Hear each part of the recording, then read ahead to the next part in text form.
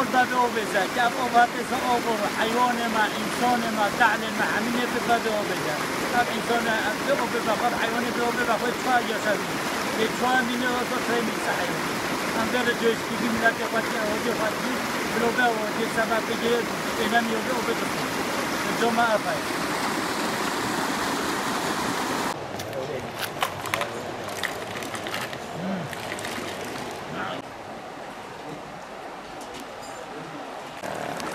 Biz hayvanlarla beraber bu suyu içiyoruz.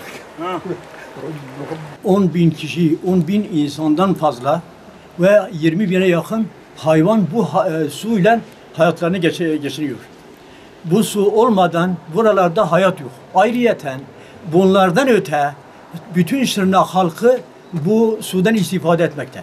Cizre halkı istifade ediyor. Sulupi milleti bundan istifade ediyor. Birkaç bin lira masraf gitmesin diye havuzları yapmıyorlar, harfiyatlarını yapmıyorlar. Kömür ocaklarından bu su gelmekte ve o milletin hiç düşünmeyen katiller, canavarlar bu memleketi yıkmak istiyorlar. Bundan sonra yetkililerimiz huzur istiyoruz. Bu memleket huzur istiyor diyorlar, huzurlu olsunlar diyorlar. Bu şekilde nasıl huzur olacak, nasıl huzur gelecek, nasıl birbirlerine yani mecburen devlet sahip çıkmadığı müddetçe yani artık felaketler doğurabilir. Belki bazı insanlar, benim gibi bazı insanlar sebep olmuştur. Bugüne kadar da olay çıkmamıştır. Olay çıkmada engel oluyoruz. Ama bizim geçen Sayın Mehmet Aktaş valimiz burada olduğu müddetçe hiç böyle bir su bu kadar ocaklar sahibi olduğu halde olmamıştır. Bu yeni ocak sahipleri yeni gelen Sayın Valimizin yeni olduğundan dolayı istifade ediyorlar. Bu huzursuzluğu meydana getiriyorlar. Bizim amacımız, derdimiz o ki böyle bir pis su gelmesin. Bütün halkımız, milletimiz Şırnak'tan ta Sülüp'ye kadar bu suyu içiyorlar. Hayvanları bu suyu içiyorlar. Bütün deredeki suyun içindeki hayvanlar telef oldu. Biz buradan mecbur kalmışız ki işte size çağırmışlar, siz buraya gelmişsiniz.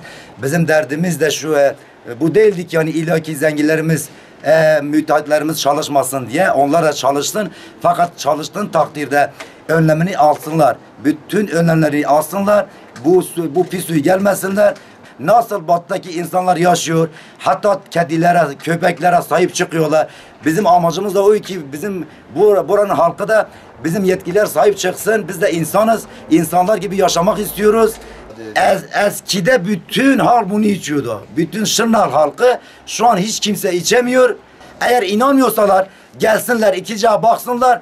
Bütün köyün halkı bu sudan eve götürüyorlar. Dalgıçlar evin içinde, suyun içindedir. Bu su içiyorlar. Artık yeterdir yani.